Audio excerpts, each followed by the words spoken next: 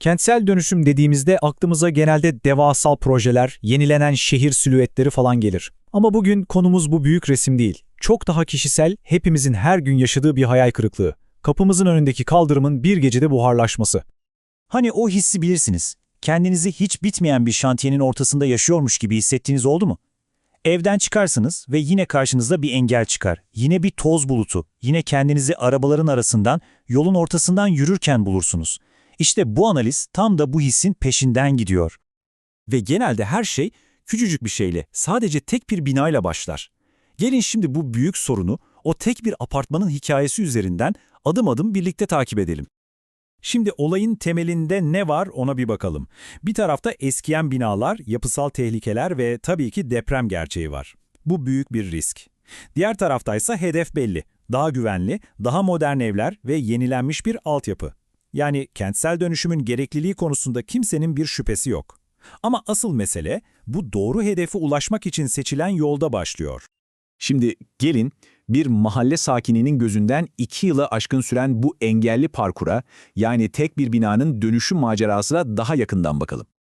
Her şey binanın boşaltılmasıyla başlıyor. Pencereler, kiremitler ne var ne yok sökülüyor. Hemen ardından ikinci adım etrafı çevriliyor. Çoğu zaman da sökülmüş eski kapılarla derme çatma bir alan yaratıldığını görürsünüz. Ve sonra yıkım. İşte bu aşamada şantiye alanı ister istemez kaldırıma, hatta yolun bir kısmına taşıyor. Son olarak da haftalarca süren o gürültülü tozlu moloz kaldırma işlemi ve geriye kalan tek şey hasar görmüş paramparça bir kaldırım oluyor. Ve sonra o uzun, o meşhur bekleyiş başlıyor. Yıkımın gürültüsünün ardından gelen o sessizlik aslında en büyük sıkıntının habercisidir. Şu gördüğünüz rakam var ya, işin en can sıkıcı kısmı belki de bu. Bürokratik engeller veya müteahhitten kaynaklanan sorunlar yüzünden yeni inşaatın başlaması için bazen bir yıldan fazla beklemek gerekebiliyor. Ve bütün bu koca bir yıl boyunca o bozuk kaldırım mahallenin gündelik hayatının bir parçası olarak orada öylece duruyor. İnşaat nihayet başladığında ise dertler bitmiyor, aksine şekil değiştiriyor. Önce otopark için derin temeller kazılıyor ki bu da komşu binalar için bir risk. Sonra malzemeler geliyor, demirler, çimentolar hepsi kaldırımın üstüne, hatta yolun bir şeridine yığılıyor. Beton mikserleri, ağır iş makineleri derken sokaktaki hayat aylarca felç oluyor ve işin en tuhafını biliyor musunuz? Zemin kat bitip kaldırım aslında güvenle açılabilecek durumdayken bile bu yapılmıyor. O şantiye alanı, o demir paravanlar 2 yılı aşkın süre boyunca oradan kalkmıyor. Peki bu anlattığımız sadece tek bir binanın hikayesiydi. Ya bu durum bütün mahallede sokak sokak tekrarlandığında ne oluyor? İşte şimdi resmin tamamına bakma zamanı. Özellikle eski semtlerde bir inşaat biter bitmez hop hemen yanı başına bir diğeri başlıyor. Bu döngü sokağı adeta kalıcı bir şantiyeye çeviriyor. Yani o geçici olması gereken rahatsızlık mahalleli için bitmek bilmeyen kronik bir strese dönüşüyor. Bu tablo aslında durumu o kadar güzel özetliyor ki, bakın, tek bir binanın yenilenmesi, evet 2 yıllık geçici bir sıkıntı demek. Ama bu süreç ard arda tekrarlandığında mahallede kalıcı bir şantiye havası oluşuyor. Sokaklar yıllarca sevimsiz, itici bir hale geliyor ve o gürültü, o toz artık toplum için sürekli bir stres kaynağı oluyor. Peki, gerçekten böyle mi olmak zorunda? Yani binalarımızı daha güvenli hale getirirken gündelik hayatımızdan, sokağımızdan bu kadar uzun süre vazgeçmek şart mı?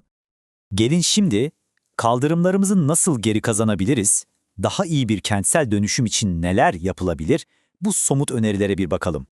Aslında önerilen çözümler gayet akla yatkın. Birincisi, kaldırımların işgal süresine net bir zaman sınırı getirilmeli. Öyle aylarca, yıllarca süremez. İkincisi, yıkım bitti mi kaldırım hemen onarılacak, beklemek yok. Üçüncüsü ve belki de en önemlisi, inşaatın ilk güvenli aşamasında kaldırım derhal yayalara açılmalı. Tabii ki bütün bunları denetleyecek bir mekanizma lazım. Kurallara uymayan firmalara ciddi yaptırımlar uygulanmalı. Hatta gerekirse belediye işi kendi yapıp faturasını şirkete kesebilmeli. Ve tabii ki tüm bunların olabilmesi için en temelde sağlam bir yasal altyapı gerekiyor. Tüm bu pratik çözümler bir yana, belki de kendimize daha temel bir soru sormamız gerekiyor. Bir şehrin varoluş amacı nedir? Sokaklarımız, caddelerimiz aslında ne için var? Aydın Tiryaki'nin şu sözü aslında her şeyin özeti gibi. Şehirde esas olan insanın rahat ve huzurlu bir yaşam sürmesidir. İşte bu kadar net. Yapılan her projenin, atılan her adımın bu temel ilkeye hizmet etmesi gerekmiyor mu? Çünkü şunu unutmamalıyız. Sokaklarımız ve kaldırımlarımız sadece A noktasından B noktasına gittiğimiz yollar değil. Onlar bizim mahallelerimizin ortak yaşam alanları. Adeta hepimizin ortak oturma odası. Peki size soralım. Kendi sokağınızda yürürken size evdeyim hissini ne veriyor? Belki de şehirlerimizi yeniden, daha insancıl bir şekilde tasarlamanın anahtarı bu basit sorunun cevabında saklıdır.